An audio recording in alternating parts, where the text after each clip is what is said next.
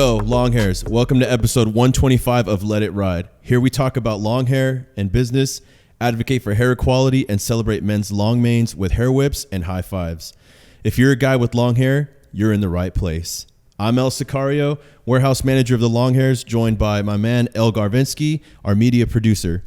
Our guest today is a master barber and owner of the Lion's Mane Grooming Co., San Diego's leading premium barber experience. She's the only person I trust with my hair, and I'm also happy to call her a friend. Please welcome Shelbee Shearz. Thanks for having me, guys. I'm so excited we finally made this happen. Yeah, me too.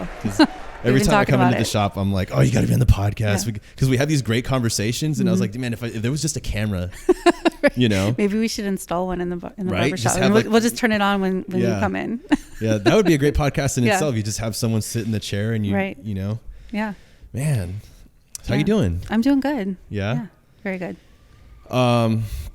So Lion's Mane, we did, I know we have some devout YouTube watchers, but I'm sure for those that have not seen the episode, we actually, Garvinsky and I kind of just like ambushed you one day in the shop. That's how we really met, right? I just was a mess. I was just, because of course you know Michelle too. And Michelle. Yes, we have a mutual acquaintance. The title of the video, by the way, was The Maximum Flow. Maximum flow. So keeping your hair and your beard dialed, right? Yeah. Especially for someone like me, man, my beard is longer than a lot of guys' regular hair. Yeah. And so I was a patron of the establishment that shall remain unnamed, but the former establishment in the same space, I was a patron of that barbershop. And I was like so sad, like, oh, it's gone. And where am I going to go now? And then our mutual friend was like, well, there's just another shop there and it's great. And I was like, oh, perfect. She kept telling, she's like, I got to get Jose in here. I was like, who's this Jose that you keep talking about? Like, I want to meet this Jose. You keep bringing him up. Like, And so then I was like, okay, I need to book a trim, dude. Cause I'm just a mess right now. I know I've said this like 100 times already, but I really appreciate your willingness to like let us into your space and record. And it was great. It was a great video. We had really good feedback. That's how I live my life, guys, with the flow. Go with the flow. Like, don't as we like to say, don't fight the current. Yeah, and we like to say, let it ride. Just let life in, man. Let it happen. But so now I'm a devout patron of Lion's Mane. And I have to say, like we do a lot of content about like how to trim your sideburns and how to stay up with your hair. But like, and I firmly support, like, if you want to cut your own hair, make sure you understand how to take care of your hair, right? But I'm more of along the lines of there are two types of people that do anything: experts and amateurs. Which one are you? I am definitely an expert, right? And I'm an amateur, right? So I'm not going to let an amateur cut my hair. That amateur being me. I've devoted 20 years of my life to this. 20 years. Damn. Yes. Wow, that's a lot. I've done it all. Like literally anything. Either one of my licenses has allowed me to do, I've done. So but men's grooming is where it's at for me. So what was like the inception of your desire to be a hair professional? I started doing hair when I was 13. I started learning finger waves and finger coils and stuff like that. And like, I just enjoyed the sculpture, the artistic aspect of it. I never thought in my life that I would like do it. And then when I was 19, I moved out after high school, and my very first roommate happened to be a hairstylist.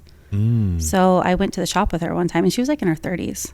So I was like, but she worked at this hair salon, and she's like, you should come with me sometime. I'm like, okay, cool.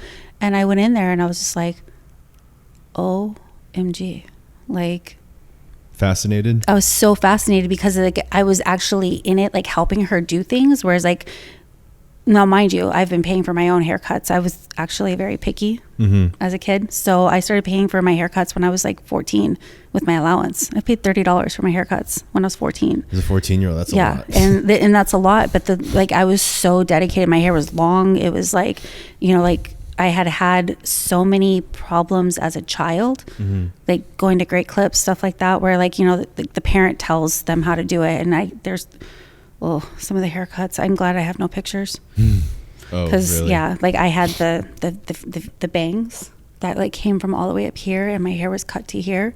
And like, I always hated it. And I was like, I'm gonna have long hair my whole life. Yeah. And then I decided to cut it when I was 19, just because I needed something.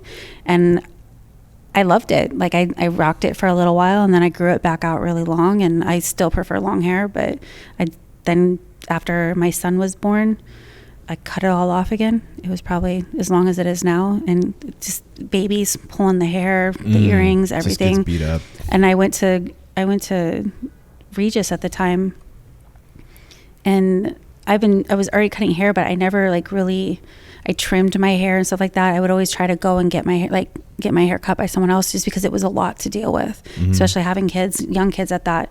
And one day I went into Regis, and I had asked her to cut my hair, and she's like, but it's so pretty. I was like, look, I'm telling you to cut it. And at that point, I went home and cut my own hair, and I had never cut it. It was like, remember Victoria Beckham when she had like the asymmetrical blonde bob? Like it was like shorter on one side and longer on the other side. And it was, some people would call it a Karen haircut, but it was Posh Spice here that we're talking about. That was co-opted by the Karens. Yeah, I think that was more Kate plus 8 was more of a Karen haircut than the Victoria Beckham bob, because it was very stylish, very sleek, and we're talking, like I said, Posh Spice here. She's always been very posh, you know. So it's like, and I wanted that haircut, so I did it, and I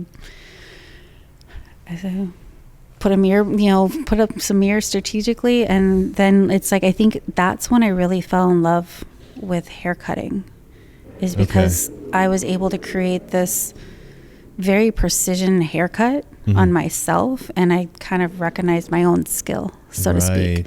And it was just like, whoa, I have a talent outside of just drawing and painting and all of that. So it was another form of expression, really. Yeah. And I mean, I started doing hair when I was 19. And I got into men's grooming because of my ex-husband. Okay. He was coming home with some Frankenstein haircuts, and I was like, I don't like them. He's like, well, if you think you can do better, I think I can. Because I look at hair like a sculpture, you know, the same thing with beards. It's a sculpture, you know, kind of an Edward Scissorhands approach, so to speak. So like, you know, like you think of like, if you just know sculpture, then at that point, now if you mix the art and the science of hair together, it became, I don't know, it just became a magical place for me to express myself. I get it, because I'm really into, obviously totally different, but I'm into wood carving, and what I find fascinating about it is you can't put it back on. Every cut of the wood. Same with hair. You know, you're committed. So with the hair, it's like you are, you know, not some, you know, obviously there's a lot of very conventional hairstyles and stuff, but every cut you're committed, and it's got to be right. You know, and so, and then you know, you end with you know, this something that could be very artistic and form of expression, or some guys just want the buzz cut or whatever. Right. And that's what, and like, there's so many people are like, you know, it's just a haircut, but it's not. Your hair is the one thing you can't take off. Yeah. You know what I mean? It's part of your identity. It's part of your own personal brand. So like when you go out into the world, you know, like my kids have told me, Mom, without your dreadlocks, you wouldn't be you. Because they're like, it's part of your brand. And I can have hair not washed for 4 days and I still get compliments on my hair. They're like, oh my God, I love your hair. So it's like my brand at this point. Yeah. And especially with people that have known you with that hairstyle for so long, it's part of their mental image of you, and it becomes part of your mental image of yourself. Like, you know, I had short hair my whole life. Like I said, up until 6 years ago, right? Or 5 or 6 years ago. But like now my mental image of myself is me with my long hair. And I can't imagine going back to having short hair. Although, of course, I'm going to have short hair next year when I donate it, right? Right. So that'll be weird. Like, I'm going to look in the mirror and be like, oh, I don't know if I like that guy. It's going to be weird to see you. Like, yeah, I know. I've never seen you with short hair. Yeah, I feel like I've never, at this point, I feel like I see pictures and I'm like, oh yeah, I used to look like that. Like, yeah, you're like, that's me. No, that's not me. Yeah. Speaking of the Great Cut, do you plan on being there? Yeah. Absolutely. Yeah? I would love to be there. We're gonna Awesome. need probably about 100 barbers Okay. to donate like 2 or 3 hours of just cuts. Obviously, preserving the hair for donation, but. So yeah, I mean, I would love for you to be there. I Yeah. hope you'll cut my hair. Yeah, absolutely. Because it'll be, I'm going to be honest. It might be kind of an emotional experience. It's like, it's a part of me I'm parting ways with. Just so you know, if you cry, I'm going to cry too. I'm probably going to cry. Because like I'm emotional like Yeah, that. it's good. It's good to feel, Yeah. born to feel, but, Yeah. but yeah, it's going to be emotional, I think, because this is a part of me that I'm letting go of, but also I know what It's going to a good cause. I hope that it's going to bring a lot of joy to somebody, to some kid. Because it's like, man, what you got to think, of course, as adults, we should be on this journey to like love and accept ourselves. But it's hard for a kid. Yeah, it is. To Even more so nowadays. Yeah, it's hard to tell a kid like, okay, you don't have hair because you have alopecia or some other illness. But you can't tell them like, hey, just get over it. That's a lot to ask from a child. So for us to be able to help provide wigs, that's amazing. I love that. Yeah. Like that's one of the things that made me love the long hairs before I even worked here, because like I was a customer first, and then I kind of like bullied my way onto the team. I made them an offer they couldn't refuse. Oh, that post you made the other day makes so much more sense now. Which one? The one where you're like me walking into work. Oh yeah. I was Elefante, our creative director. We were friends. We worked together on a documentary. He was the director of photography. I was the security guy for this documentary that was shot in the Philippines. And so we just stayed friends after that. And then I remember him telling me about the long hairs while we were there. And that was like 2018. Oh, wow. And I had just started growing my hair, and I had an undercut beforehand. So it was like that really awkward, like I had this like tail on it was almost like a mullet because it started to grow in. So like the sides of my head were just like short, but then my undercut kept growing, right? And so I was just like, fine, I'll cut it when I get home, whatever. And he's like, yeah, you should, if you're going to grow your hair out, you should check out this company called the Longhairs. And I was like, yeah, what? Because I'd never even needed a hair tie in my life. So I was like, yeah, hair ties, whatever, dude. Like, and then by the time I got out of the awkward stage and it was like just starting to touch my shoulders and I was really getting in my face and like making me crazy, I was like, okay, I need hair ties. And I started buying the crappy, toxic drugstore ones, just like everybody else, right? And then I kept breaking them, right? Because I have these like butcher's hands, these gorilla hands. And so sometimes I would pull them off the thing and like I would break it without even putting it in my damn hair. It's like, come on, man. So then I remember I was like, okay, I got to try, what was that thing called again? The long hairs? Like I got to try that. And then I fell in love with them. And then I came to them for hair ties. You found your purpose then. What was that? Then I said, then you found your purpose. Yeah. And so to me it was like great. The product was great, but then when I realized like, oh, they're doing donations, like they have the world record for the most hair donated ever. Like that's different, man. That's a different level of, we're not just here to make money. Like we're here because we want to make a difference. Exactly. And I think that's amazing. I didn't know anything of the long hairs until you crashed my place and took videos. Crashed. We ambushed. He ambushed me. Yeah. But honestly, I'm so happy that happened because here we are today. Yeah. And this is a beautiful friendship, a beautiful partnership. I'm all about it. Like I'm stoked. I was stoked from the minute that like you guys told me about like what you guys were all about. I was just like, this is rad. And like I said, I have the hair tie that's holding up all of this right now is a long hair hair tie. So obviously for those watching, there's a long hairs hair tie in there, and it's so impressive because there's so much volume that this hair tie is holding.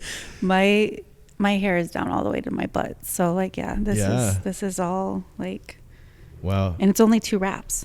Only 2. Yeah, so it's like I put it in like I'm gonna make an actual ponytail, and then I just pull the second pull through. I only pull it halfway through, and then I toss off the rest of the hair to the side, and great. This is my everyday look. Yeah.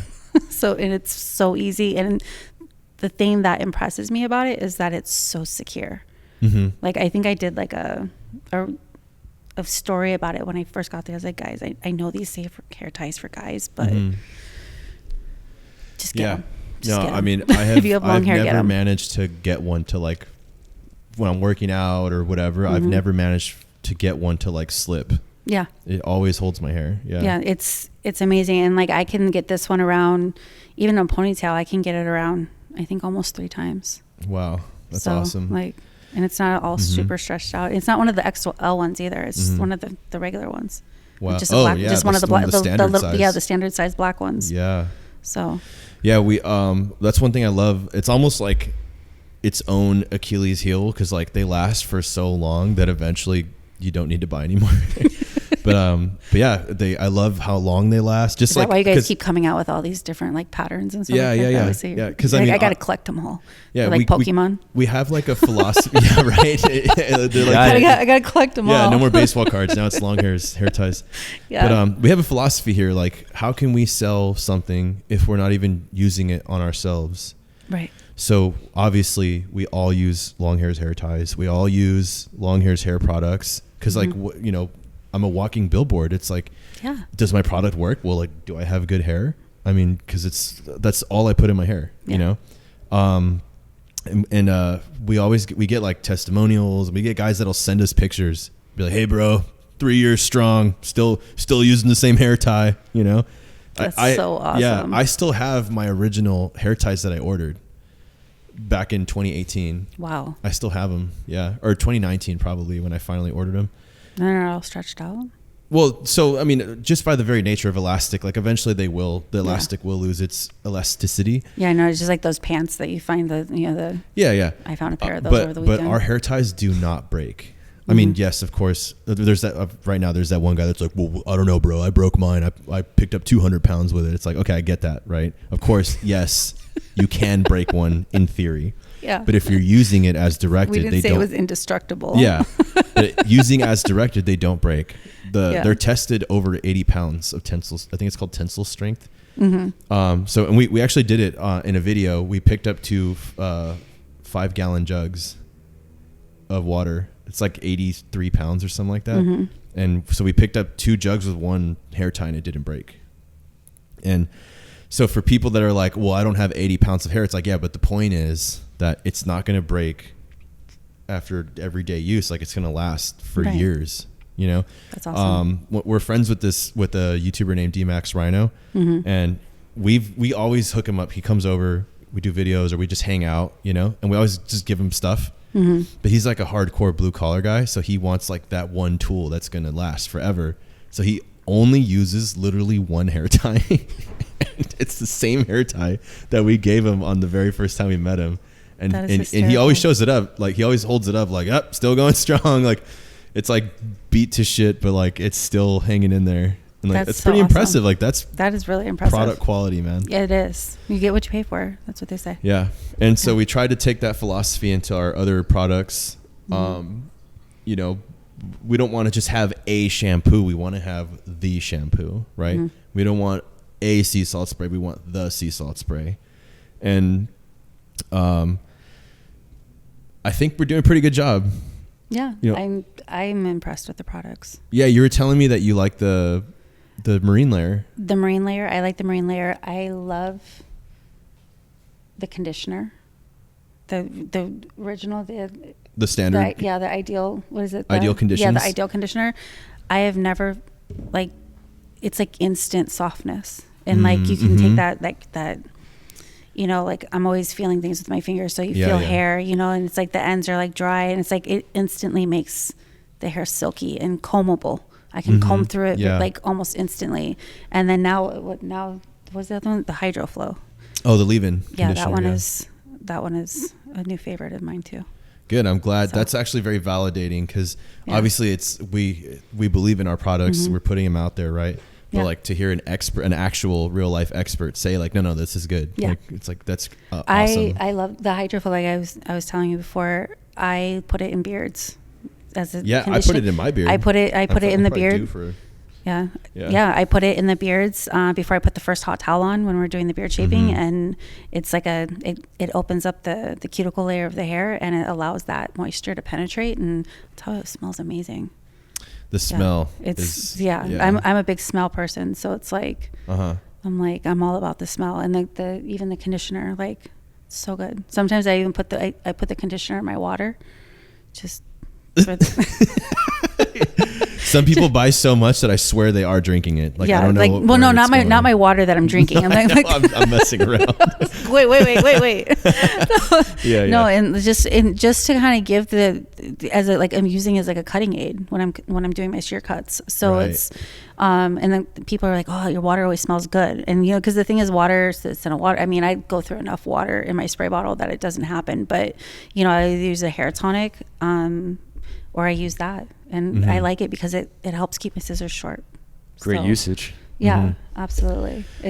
So it's like, and then like I said, the HydroFlow, like using that now, it's like, I even like the consistency as, you know, it's not quite like a lotion. Like you can almost put it in a spray bottle and just add water to it, and then dilute it a bit and get it you to can spray, dilute it even more and use that Right. instead of like, because the ideal conditioner is a little bit more thicker. It's a little bit more like a lotion. Yeah. So now all we need to do is create a hair and body moisturizer. That way, so it's hair and body, and then we can spray it all over ourselves. Okay, we'll put that on the drawing board.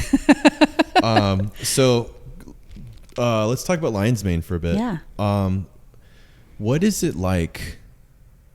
I have so many. Okay, I have to break this question. It's like a 15-part question. Oh shit. So for someone who, especially for, you know, obviously we get a lot, like I said previously, we get a lot of first-time growers. So guys that they now have this new problem of, okay, I can't just walk into any shop and get it all cut off. So what would you say for guys that are looking for someone that they can trust with this years-long process of growing? Like, what sets apart like like an actual premium barbershop versus like the regular, you know, shop on the corner? As of right now, I would say the biggest thing is that not a lot of barbers use their shears. They want to use clippers all the time. And yes, you could trim hair with a clipper, like hypothetically. Like, yeah, you can go in there and you can, you know, go in there and set your line and stuff like that. But you can't get like the split ends that are like up in there. And a lot of people are like, oh, like, well, your hair is like split up here, I need to cut it up to this point. Sure. That's not how it works. Like a little bit, you could always, the haircut is not about how much you take off, it's how much you leave on. That's what they're paying you for. Okay, that's, you know very what I mean? interesting. So a lot of barbers are fade, crispy lineups. That's Right. Obviously that's not the type of barbershop you want to go to. Yeah. So a lot of men do end up at hair salons or like men's hair salons. There's several great men's hair salons here that, you know, they're cosmetologists. They are proficiently trained in their shear work. They're great. But what makes Lion's Mane different is that we are a barbershop. I'm licensed as both a cosmetologist and a barber, but I focus on men's grooming and keeping that traditional barbershop experience. Like, so it's like, it's a place where a man can come and feel like they have their own space, you know? Yeah. So it's like, but like what I offer is like knowing the difference between a woman's long hair and a man's long haircut. I remember when you told me about that, and I never even thought about that. Yeah, women's long hair, women tend to want more volume. Men don't want to look like Farrah Fawcett. You know, that reminds me. They want to be with her, but they don't want to look like her. Right, yeah. Excuse me. So, my first experience getting my hair cut as a long hair, I went to a hair salon, and I never even thought about like, well, who's going to cut my hair, right? Because I always had short. I was in the Marine Corps. I was, I was a contractor. I always had like short hair. Yeah. And then I finally grew it out, and I went like obviously several months without ever cutting it. And then when it came time to like, oh, I feel like I should, it's kind of like getting down to here. Maybe I should do some maintenance. I didn't know what to do. I didn't know who to go to. I didn't even know what to look for. So I went to my mom, of course, right? When in doubt, go to mom. Go to mom. It's like, well, my mom's been going to the same hairstylist for like over 30 years. Same woman, right? And so I said, hey, like I need to trim my hair, but where do I go? Like, do you think she'll cut my hair? And she was like, I don't know. Let me ask. And she actually turned me away. She's great. But she didn't turn me away like, oh, I won't do your hair. She's like, no, I'm not what you need. Like, and I really respected that. Obviously she could. That's awesome, because most people are like, yeah, sure, and then next thing you know, it's so. She still had me go to the salon she was at, but that salon had one person that knew how to do men's long hair, or not knew. I'm sure they could all do it. You know what I mean? But it was like something that they did exactly like on a regular basis. That was in their catalog or whatever. And so I was like, wow, like, so I went to the salon and I was like, there's like 6 booths or whatever, and I was like, there's really only one person that'll cut my hair here, and it was a more like upscale salon too. And that was the inception of like my kind of fascination with this, the fact that there even is a difference between going to get your hair cut as a guy with long hair and a woman with long hair. Yeah, I mean, the difference between a man is just like a difference between a short woman's hair and a short man's hair. Yeah. It's really that design line. It's really like, it's the final outcome. Like, and I tell my students this too, at the barber college, like I say, women with short hair they'll be more likely to walk into a barbershop because there's a gap in our industry. Like for some reason, cosmetologists and barbers like want to fight, and I'm like, but we both cut hair, so it's like, don't base it off of gender. First of all, like like some barbers are like, oh, this is a man's place. We talk about tits and. Like, okay, talk about it. Like, that the type of woman that's coming into a barbershop is they're gonna expect, like they get the environment that they're in. Exactly. It's just like female barbers. We are a different breed. Like we don't do cat fighting and like we just do things differently. But I mean, I think that if a barber is interested in cutting men's long hair, I will be offering workshops at some point to people so that they can, they can come to the shop and learn from me. And right now I'm a niche. I'm the only one that really does it. All the guys that come to me, what they're typing in on Google is men's long hair barbershop or long hair barbers. And Lion's Mane comes up, and that's because I've marketed myself that way. So it really comes down to the marketing. Really smart. But when it comes down to your skill set, you have to be willing to learn that and realize that you can't fit all men into a box. It's not fair. First of all, like, nobody wants to be put in a box. Not all men should have short hair, and not all women should have long hair. It's like, it's really, what do you feel comfortable? What makes you feel good about yourself? So that I think that. I think at the end of the day, it all comes full circle to finding somebody that is going to educate you, which is hard to find. So I hope to educate more people on that, and also teach. Like, I'm trying to do that working at a barber college. I'm trying to teach more men's long hair. Like, hey, I saw this coming. Like, men with long hair, they need a place to go too. So it's don't count it out just because it's intimidating. Well, we're out there. The fade is the easiest haircut on the planet to do. I know clients that can fade their hair better than a barber by themselves, just with the mirror. I mean, I cut my own hair and I went short. Like, when I say I went short, it was like pixie cut at one point. And then me as a person that I prefer to have a barber cut my hair instead of me cut my own. The barbershops where they're just cranking out fades, that's a respectable business too, right? Absolutely. There's I want them to eat too, but that's not what I'm looking for. There's a seat for every ass. I want to go to that place where I know that while I'm there, my person, obviously you're my barber, right? But like, you're taking your time, right? Like, you care that I'm going to walk out of there and feel confident and know that, like, and of course it's more expensive than just going to the fade joint, but like, that's fine. I see that as an investment to protect.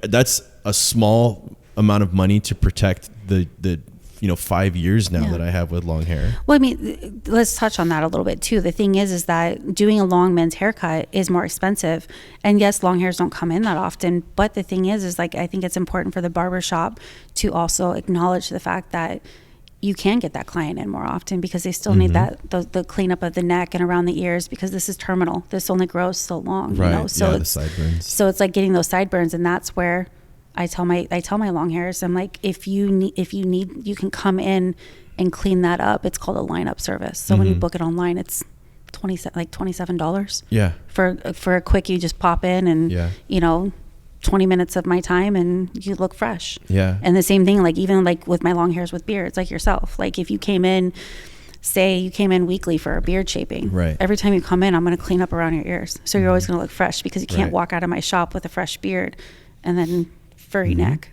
Yeah. I'm looking at you at the grocery store, like I'm standing behind you guys, and like I'm still debating. Clean that up, I'm still debating, and like just reach up and should I carry a trimmer? It's in the blood. Here's my business card. Yeah, you can't not see it. I mean, it's your life's work. I'm gonna t-shirts made. It says I'm a barber. Oh right, yeah. I'm just gonna wear t-shirts that have the little lion logo on it. Put a QR code on it. Yeah, it was like I'm a barber, and then book us with the QR code on the back. So, is this was like your first shop, right? You've obviously had. This is my first barber shop. Right. Yeah. So like this is when I moved to San Diego, I decided to really focus more on men's grooming above all else. It's not that I don't like doing women's hair. I really enjoy shaving and beard shaping, and on top of it, I've always been against toxic masculinity. So it's like creating a space for men to come where they can take care of themselves, because then you're human too. I think I've told you this in the past, like you're human as well.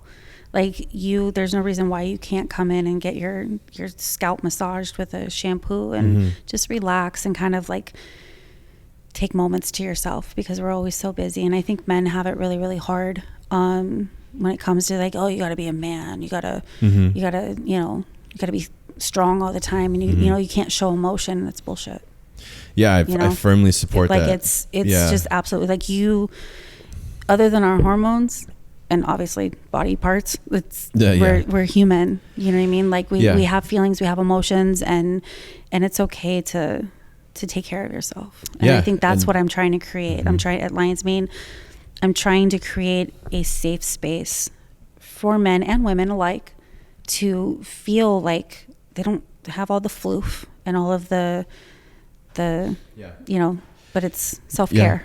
I'm glad you brought that up, because the last time I did a solo podcast, just me, right, with my guest, I brought in another very good friend of mine. His name is Rick Fernandez, and he owns a cigar lounge. Nice. And so we talked about how men kind of get like fed this idea that like, no, you can't slow down. Like your job is to provide, and like you can't take care of yourself. Like you're being selfish. And he said, one of the things about the cigar lounge is that it's a place for men to congregate and just like, look, life is still out there. I'm taking a break, having a cigar, gonna talk to the boys, and then when I leave this room, I can pick up. Yep. So you leave it all outside and you pick it up. And it's funny because he compared it to the barbershop. He said it's the same mentality. Maybe him and I should talk, and we can collab. Right? Yeah. You know what? That'd be a great idea. It would be. We used to have gatherings where the whole cigar club would come out, and then there was a masseuse. Nice. And she had like the chair, where you sit in and you put your face just sitting up, and she would just $20 massaging a cigar. And I was like, that's amazing. That's amazing. Yeah. I mean, well, it's funny though, actually, because I'm glad that we're talking about this, because we do offer groomsmen packages, and we're looking for people that we can create these packages with. Like right now, we're like looking at creating some packages with the man spa, where they do the man spa it's in Hillcrest. It's not that far away. They do facials, they do all of like skincare stuff like that, but they also have reproductive health and like hormonal like replacement and stuff like that, which I think is really important for men, because we talk about women's hormones all the time, but men are affected by their hormones too. So it's like having those those conversations and normalizing them, and making men are human too. Like they go crazy too when they hormonal imbalance. So like that's something that I think is really cool with them. So like partnering with them, creating some packages with them.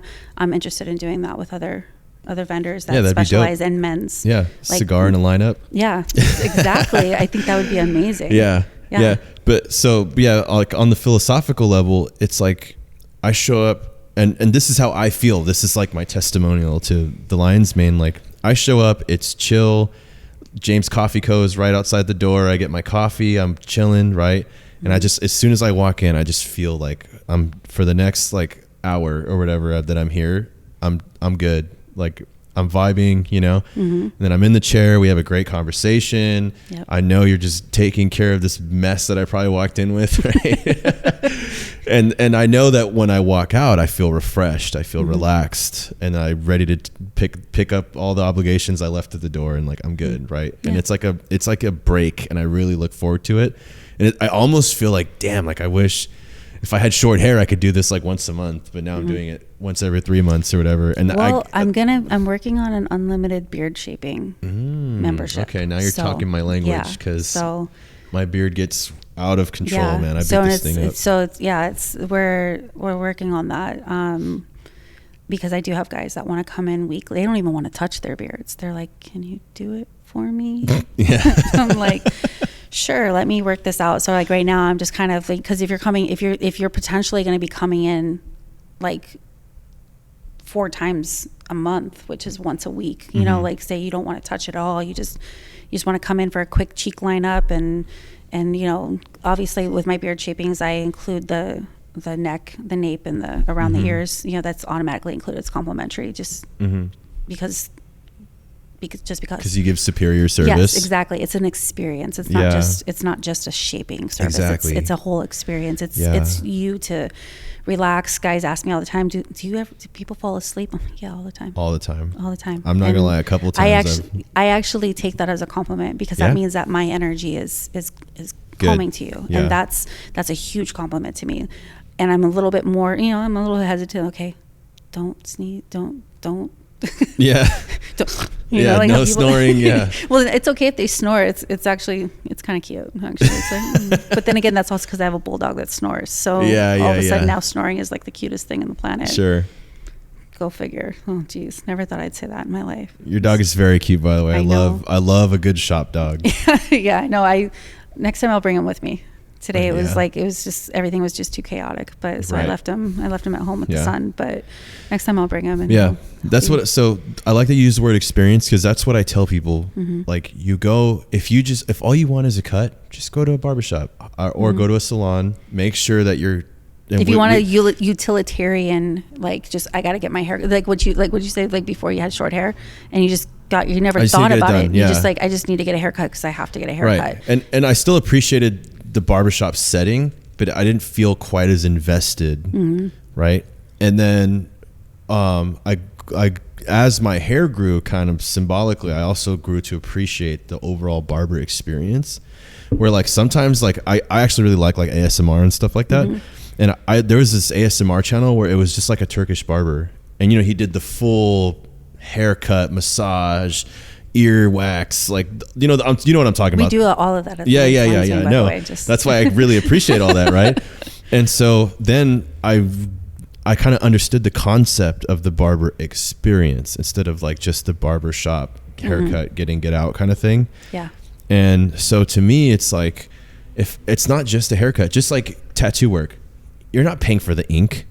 You're not paying for the electricity bill for the tattoo gun. Like, you're paying for that person's years of experience, and they're going to do something that you're not just going to get anywhere else. Right.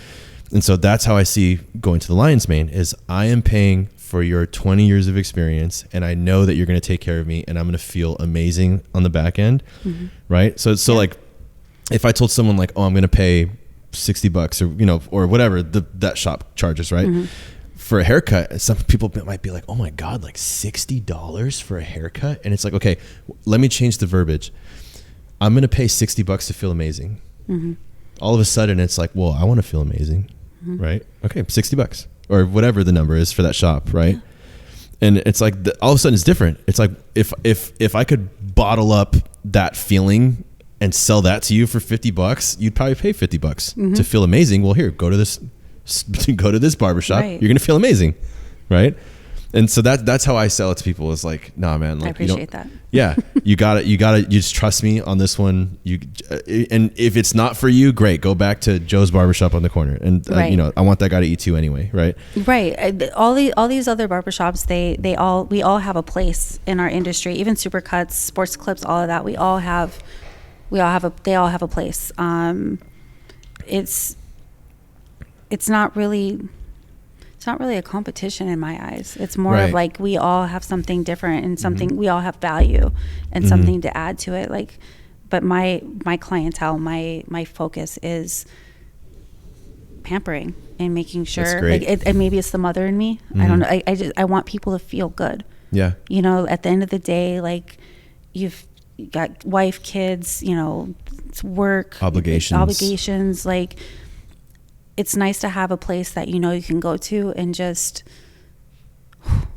woosah. Yeah. You know what I mean? Time like, out. You literally have 30 minutes. Like, I can have you in and out of in 30 minutes, and I'm going to make that 30 minutes memorable. Like, one of my clients today, he told me, he's like, man, now I understand why my dog leans in when I rub his ears. Yeah. Yeah. Because when I do my beard shapings, I do a little ear massage. Oh yeah, I know. So, and he was literally telling me, he's like, it's just one of those things you don't think about until you had it, and you're like, ooh. Yeah, this is nice. I want to keep that. You know what I mean? Like, so like, and I do that to myself. Like, when I'm stressed out, I'll sit there, I'll take my earring out, and I'll massage my ear, and it instantly, like, it's the reset. It resets me. And so, like, those little things that I know help me, I like to do that. Like, just like with all my beard shapings, I also do like a facial massage. You know, so it's really about just a reset. Yeah. So as we slowly move to the wrap up here. How would you advise, because, you know, we are a global fraternity of men with long hair. So how would you advise guys that are listening? What advice would you give them when they're looking for their permanent barber that will help them with their long hair and like for them to differentiate just going to the corner shop, the consultation, being able to call and talk to somebody about, this is what I have, making sure that person listens to you and does a full consultation, like, and repeats that back to you. Like, okay, so this is what I'm hearing you tell me, that way, so that you're both on the same page. And also, if you're not sure, make sure you take a picture, you know, with you, like, see if you can book a consultation with your barber first. You know, we do offer free consultations. If they call and be like, hey, you know, I want to come in and chat about, like, you know, I have this idea, you know, I'm open to it. Like, I want to hear what you have to say. I personally love pictures because it, you know, visual reference, it's either that or verbal. So, like, most guys will bring in pictures of, in the grow out stage, we'll bring in pictures of Bradley Cooper, John Wick, Johnny Depp. So in my long hair service, like, when you read the description, it says, if you have those 3 guys in mind, this is your place. Okay. Because we're going to do that consultation. So always make sure that you have some type of, especially with the growing out and, like, the direction that you want to go, whether it's your beard or your hair at this point, because a lot of guys with long hair also have beards. So whichever direction you want to go, make sure that you're, like, looking at pictures. You know, Pinterest is a great, you know, look at celebrities, you know, and bring those into your barber. A good barber is not going to be offended. It should be a collaborative effort. Just like me and my tattoo artist, I bring in a picture. He's the expert. I'm like, Mark, I trust you. Yeah. If anything, you're making it easier on the barber by saying, hey, this is kind of what I had in mind. Well, because it keeps us on the same page. And then it also gives the barber the opportunity to be real and be like, you know what? I don't think I'm the barber for you. Okay. And that should be happening. But there's so many people that just are doing it for the money. They're not really doing it for the passion. Unfortunately, there are those couple mixed into there. But make sure that you have a thorough consultation, and that if that consultation should put you at ease. And you also, probably the last point would be, you had mentioned try to find someone that will cut with shears instead of clippers. Yeah. So look for somebody that is proficient in using their shears. They're not afraid to use their shears. They're going to even explain to you why they're doing what they're doing. Like, whether you come to a Lion's Mane and you're getting a long haircut, both me and G we're both long hair, curly hair specialists. So, like, that's, you know, so we also specialize in curly hair. So it's like, we will sit there and we will have that consultation. We will not even cut your hair until we relay back to you. Like, what we understood you said. Especially if you're not bringing in a picture. And then that way we always tell them, like, we'll start with this. If you're not sure, like, okay, we'll start with 1 inch, and we could always take more off. I can't really put it back on. So I always leave it longer. I will cut longer. I don't care if I do 2 or 3 haircuts in one sitting. it's quick and easy for me. I will start, okay, how is this length for you? You know, I'll even touch, like, I think I've done it to you. I touch your back and like, this is where your hair is at right now. Yeah. You know, like where, like, how does this feel? You know, like the guys that are taking their hair up to their shoulders. Like I have another gentleman that recently brought in a picture and said, I'm thinking about doing this. It's a big chop for me, you know, and I was like, absolutely, we can do that. It's like, you know, so it's like where I will literally touch the client. I'm not afraid to touch my client either. I think that's important for a barber too. Don't be afraid to touch. And if they don't know what they're doing, you should probably get some kind of vibe from that, you know, because there's usually some kind of hesitation. That's the beauty of social media is, you know, just like tattoos, a lot of barbers will have their clients on there. Yeah, we're going to be amping up and like I said, my goal is to offer Alliance Main Grooming Academy to barbers and other people and get them in on this awesome. Whole barber experience. Yeah. Okay, so where can people find you on the interwebs? On the interwebs? Yeah. Lions Mane Grooming Co. on Instagram. Okay. And then lionsmanegrooming.com is our website. Beautiful. We also have the Grooming Lion. Okay. On Twitter. Oh, Twitter. Fully covered. Fully covered. The funnel's out there. We do have plans on starting a YouTube channel at some point. Great. We'll have you back when you launch the channel to announce it. And full then collab. A full collab. Yeah, full collab, yes. And then also we're on Facebook as well. Great. Lions Mane Grooming Co. as well. Pretty much if you type in Lions Mane Grooming Co., you're going to find me. So, awesome. And we're in Little Italy. Awesome. Downtown. James Love Coffee. it. Well, thank you so much for being here. Yeah, thank you for having me. We're definitely going to do it again. Yes. Really appreciate your time. And I'm for sure going to book my next touch up here because I'm sure it's already starting to go. Yeah. And all right. Thanks for tuning in, y'all. And we'll see you on the next one. Soup.